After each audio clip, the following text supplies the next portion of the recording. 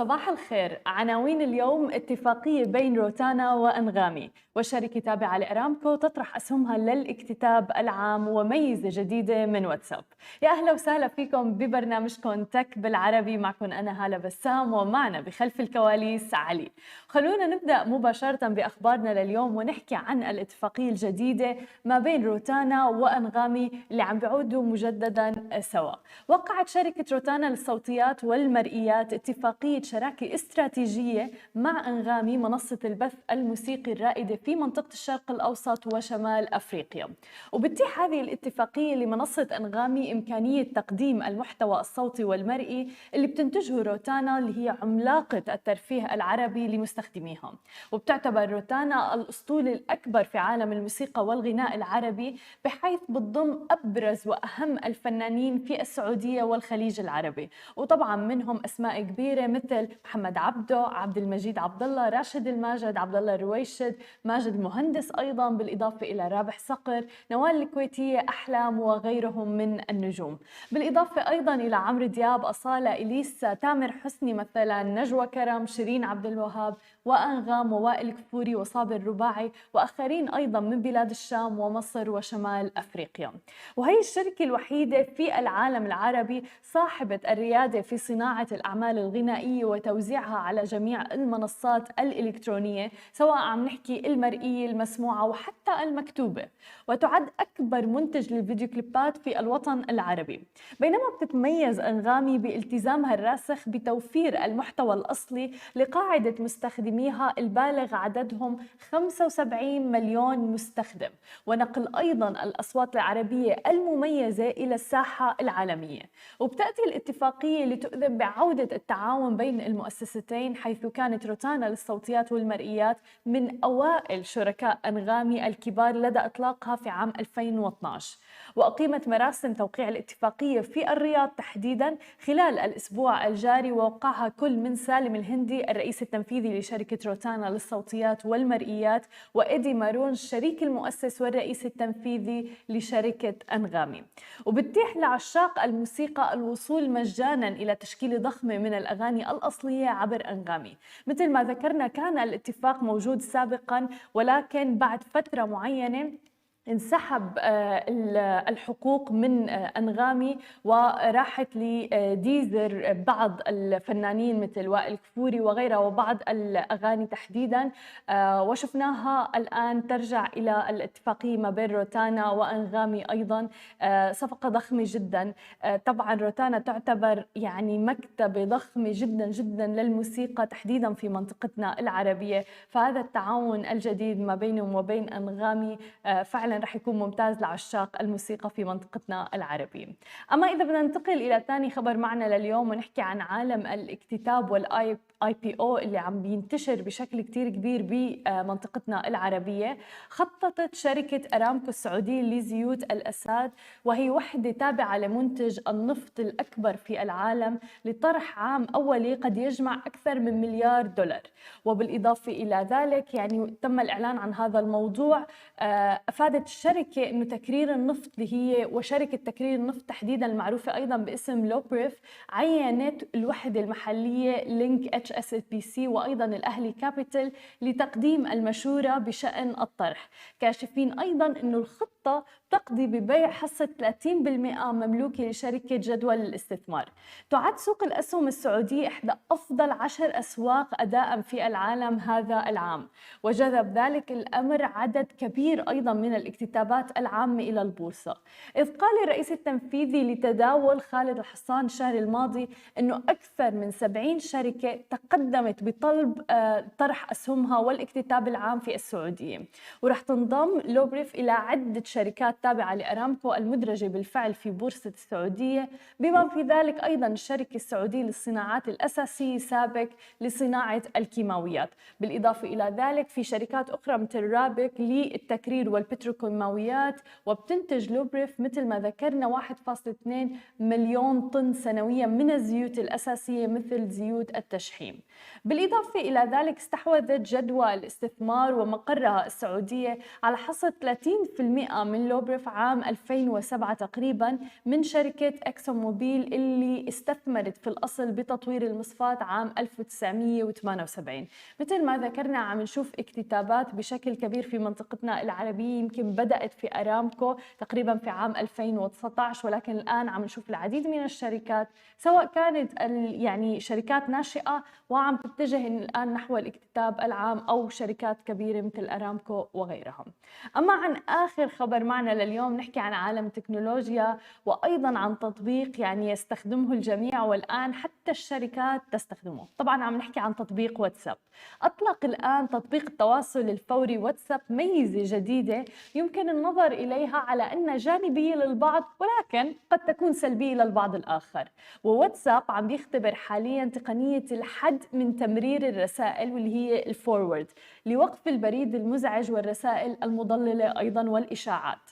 وبتعمل الميزة الجديدة على وضع قيود على تمرير الرسائل للمجموعات، فلا يمكن إجراء هذا الأمر إلا مرة واحدة فقط في الوقت ذاته، خلافاً عما هو سائد حالياً طبعاً. وبتشوفوا أصلاً لما توصلكم المسج على الجروبات بيطلع إنه هاي المسج forwarded so many times أو تم إرسالها عدة مرات. وتمنع قيود الميزة للمستخدمين من تمرير الرسائل إلى مجموعات دردشة متعددة، وهو ما يحد من احتمال وصول المحتوى المزعج إلى بقية المستخدمين. ورح تكون هذه الميزة مطروحة في كل الهواتف اللي بتعمل بنظامي iOS وأندرويد أيضاً. وبدأ واتساب فعلا في اختبار هذه الميزة أولا في النسخة التجريبية أندرويد بيتا، وفي وقت لاحق أطلقها في نسخة iOS. ولن يعود بمقدور المستخدم من الآن فصاعدا إرسال مزيد من الرسائل تمريرا إلى المجموعات في واتساب دفعة واحدة في الوقت نفسه. وأضاف أيضا أنه مزيد من مستخدمي التطبيق رح يلاحظوا دخول الميزة الجديدة حيز الخدمة خلال الأسابيع المقبلة.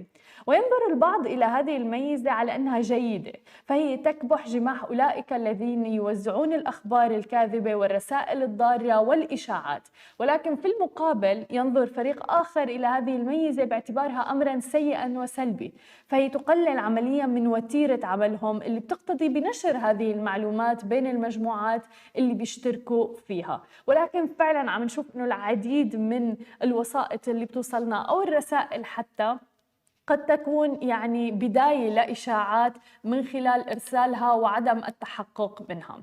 هذه كانت كل أخبارنا الصباحية لليوم. ما تنسوا تتابعونا على كل مواقع التواصل الاجتماعي الخاصة بسماشي تي في. بعد الفاصل رح أترككم مع زميلي شهير الكندي في مقابلة مع الشريك المؤسس لشركة كاشيو في الحديث عن أهمية نظام تتبع مصاريف الشركات. خليكم معنا ولا تروحوا لبعيد.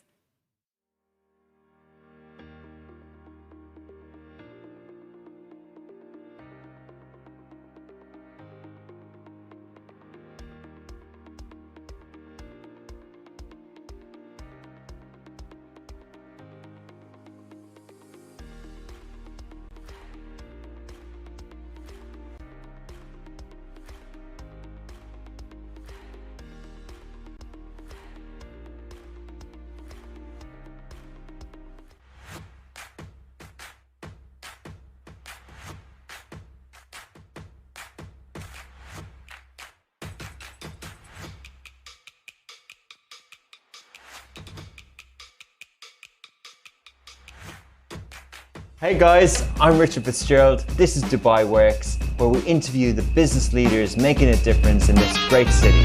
That business with scale mobility was very interesting to me. I like building something that has legacy.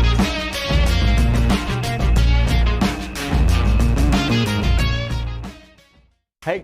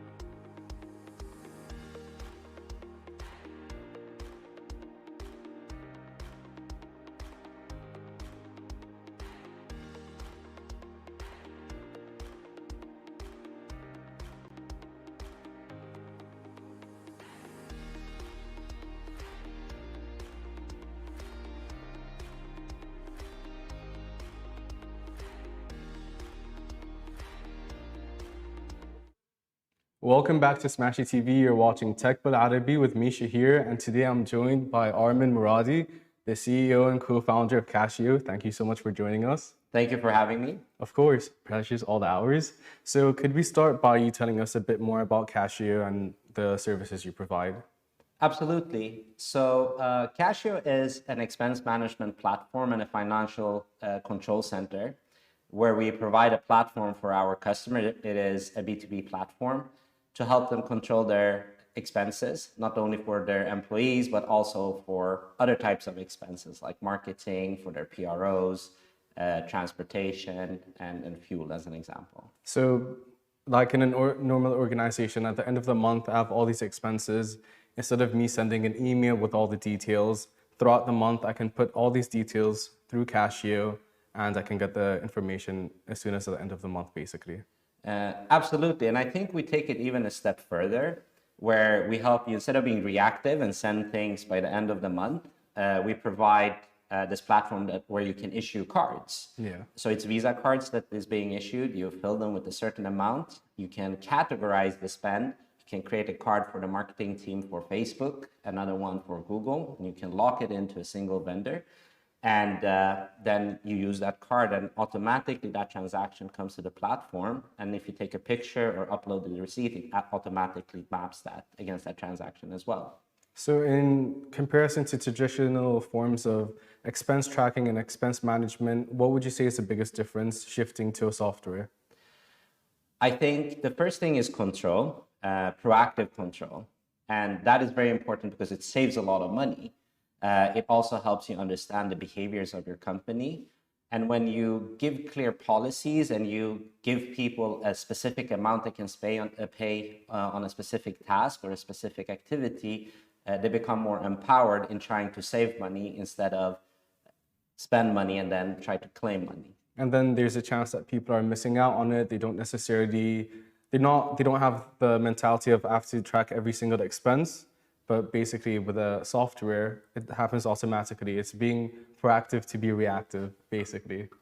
Absolutely. So what would you say is the unique selling point in comparison to other similar platforms? What's different about Casio and what is the most mesmerizing feature, would you say? That's a very good question. I think the most unique selling point of what we do is the way that we have created the software for the finance department. So every transaction, because you do it on a card and you take a picture of the receipt, we map that, and I'm going to be a bit technical here, to the chart of accounts. So automatically this integrates into your accounting system and it reduces the time to close your books, but it also helps with your auditing, which becomes very important now that tax is going to be released very, very soon. Yeah. The other thing, can I ask again, what was the other question? So what would you say is the unique, well, you answered it. But basically, how much time would you say on average is saved through using a spreadsheet that's automated as opposed to doing it manually with people actually logging in every single detail? So I think it saves a lot of time. So today, an average expense report takes about 20 minutes to do. You have certain people in your team that does it every week, right? So you will save them 80 minutes in a month. With our solution, because you use our card to make the payments and everything is recorded and you just take a picture and everything else is again automated, you save money from the individual submitting the expense report. But where you save the most is not only time, but also money is from the accounting team, not needing to re-verify and reconciliate the payments.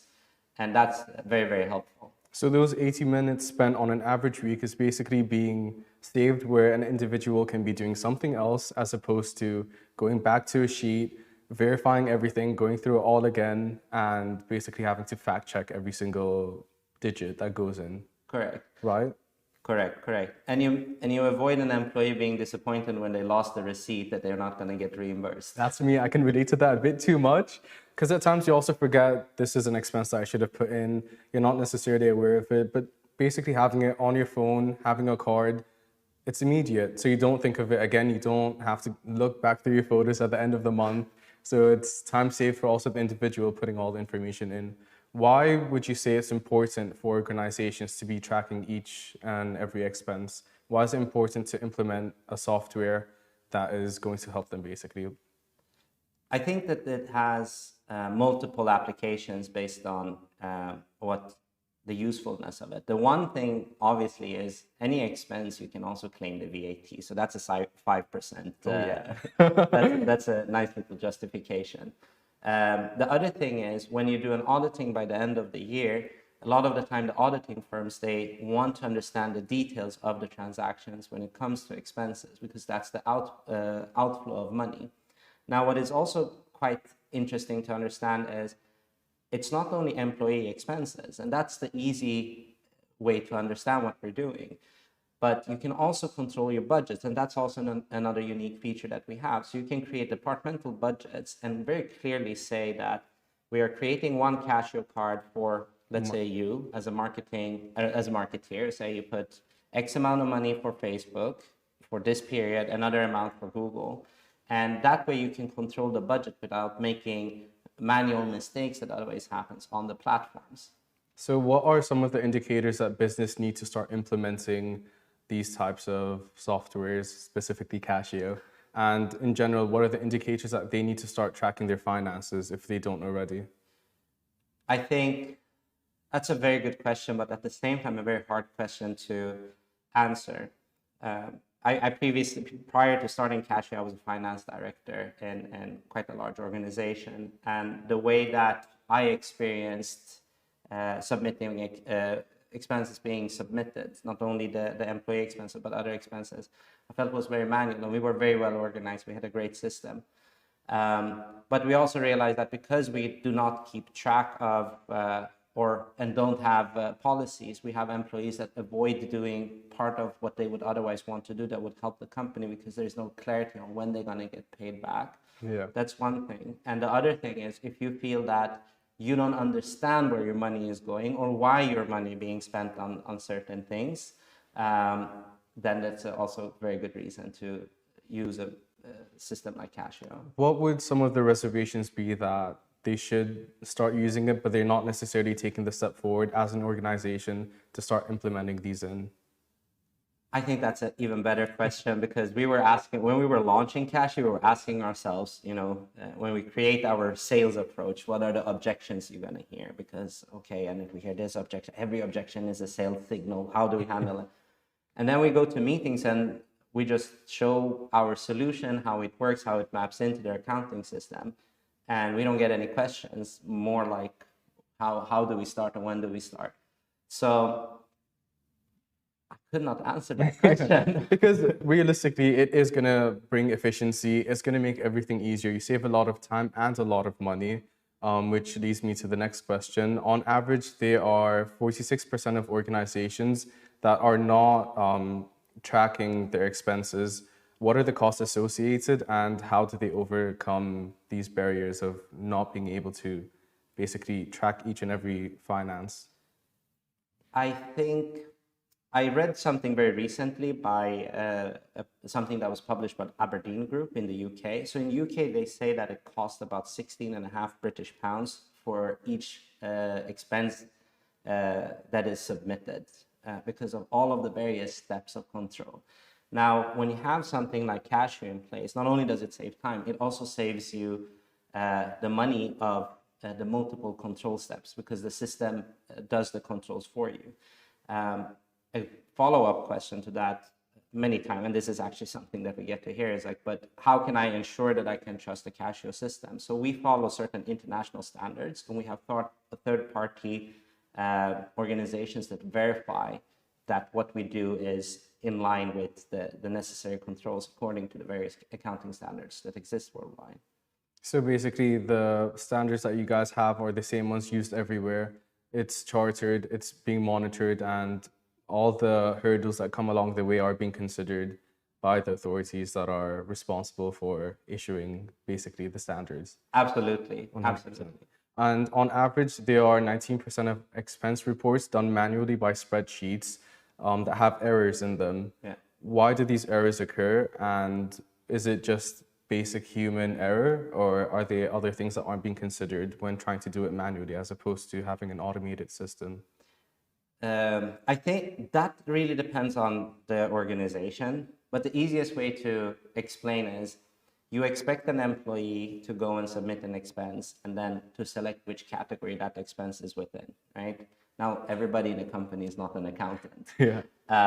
And then they fill in the report and then there is an error. Depending on who's on the other side, maybe he or she wants to teach the employee a lesson and say, oh, this is wrong, but don't tell them what's wrong, right? Yeah. So after a while, it becomes a political situation and they avoid submitting the expense. Another thing is you lose a receipt, you type in the wrong number, and you fill in the number, then you have to fill in the VAT, there is decimals, you put the comma in the Excel instead of a dot. There's so many ways of making a mistake. And each one of them increases the chances of inaccuracy. With Cashier, everything is really automated. The accounting team have already said, if you go to McDonald's, this is a category in my accounting system. If you fly with Emirates, this is the code that is related to Emirates. So it completely removes the opportunity, I almost want to say, for an employee to make a mistake. How is this done with the user interface? Are there certain indicators like a red bar that says this isn't done right, or if a number is typed in wrong in comparison to the receipt? Is there any way for the software to recognize the potential errors that could arise from someone putting things in manually, basically? Absolutely. And I think that is a very valuable thing for the customers, because when you do an expense and immediately take a picture, our solution maps the information of the receipt against the transaction that has been done and the information provided. So if there is a mistake very early on, it signals that you made a mistake. And on top of that, now you have a receipt you took a picture of. It's in the cloud. Yeah. So it doesn't matter if you lose it or not. The document is always available to make a correction. Going back to what you said about there might be political considerations within an organization, something might be put wrongly inside the software itself, or something might not be considered by someone putting it in. Does it also recognize small issues like that? I would say that it doesn't recognize those things, but it removes that point. And it's a very provocative statement of me to make. Now, if you would work in a larger company where the accounting department, a lot of the times, at least close to the end of the month, they can be understaffed. They have a lot of things going on, and also it's by the end of the month that the employee wants to submit his expense report. Maybe it comes on top of his salary, or it's compensated in one way or another. Now, if you go to a stressed accountant, they've got 50 other things that they need to do. Maybe vendors that are calling them, a payroll that needs to be submitted, maybe it's the VAT, part of the VAT timing. And then you have an employee that you don't really know that wants money for an expense. It is something that you might be prioritized, but for that individual, that might be the highest priority. So because the system automates it, it removes the petty cash concept. You no longer need cash because we also issue cards, or we allow you as a customer to issue cards. So it removes all of those frictions that otherwise might happen, and the accountant can focus on their job, and the employee can be sure that they are not out of pocket by the end of the month. That's honestly really great. The fact that would basically every employee be able to have their own version of the card within an organization if there are multiple expenses that go in from just transport, food expenses, or travel expenses? Is it possible for each and every employee to have a card that's connected to what they're doing specifically within that organization? Absolutely. And you might even find companies, a traveling sales rep is a very easy example to take, right? You might find companies that provides a per diem card and say, okay, from 1st of April to 5th of April, you're traveling. So your per diem card is active during that time. You can do whatever you want with it. It's your money.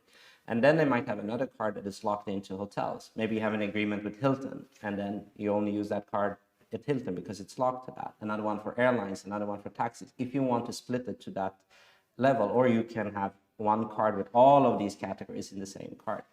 It just enables direction and clarity. And leaves no room for error. I love that. The fact that you have specific cards designated to do specific things, or it eliminates also the possibility of people just spending outside of the means that they're supposed to within that organization. When it comes to the sizes of different firms, small and medium enterprises, SMEs, don't necessarily have don't necessarily think that they need to implement cash expense documents or cash expense softwares, why would it be necessary for them to do so as well as larger organizations? I think that's probably the most important question. It's besides saving time and money, which it almost becomes too clear that that is what's happening, is that a small company might have an accounting system just to ensure that they do what they have to do, right? A larger organization might have a big system from Microsoft or Oracle or SAP, where a lot of the features that we provide exist. Now, what all of these systems have in common is, again, that they are reactive. After something has happened is when you can control that something went wrong. But with Cashier, you can proactively protect yourself from these errors. Now, why is it more important for SMEs? An SME, each individual has to contribute more. Every minute, it sounds very cheeky to say, is worth more to an SME than it is to corporate. There are not as clear structures of responsibility. So if you are distracted of doing an expense report and then need to correct that expense report, or if you need to pay a vendor for something and you don't know how or when, or if somebody else is responsible for that, you might lose a lot of time chasing something that can take seconds, and the SME loses out. On the other side, SMEs most of the time also run much more tighter budgets. So because you can control your expense budget in advance, if you know that Ramadan might be a difficult month for, let's say, your restaurant, let's cut down a certain expense. You can look ahead, basically. Correct. So do you think that the lack of clarity as to people's designations within an SME is a big contributor to not necessarily knowing how to implement these types of softwares, that people aren't necessarily aware of what needs to be done? Would you say that's what's limiting SMEs from implementing any form of cash-related, expense-related software document? I think yes and no. The yes part is it's not clear who would be responsible to implement it. And usually it falls under the finance department that, again, are most of the time overworked and understaffed. But also a solution like Casio have never been available in this region. So the tools have not been available to be able to do what Casio can do for you. My next question. So you've recently, congratulations, first and foremost, raised 2.5 million in pre-seeding funding. What do you intend on doing with the money coming in? What are your plans for expansion or plans for the future that you can share with us? Absolutely. First of all, thank you very much. Yes. First and foremost, we want to focus on our home market, which is UAE. The allocation of the funds is primarily going to go to develop our technology even further, because the better the tech becomes, the better it becomes for our customers.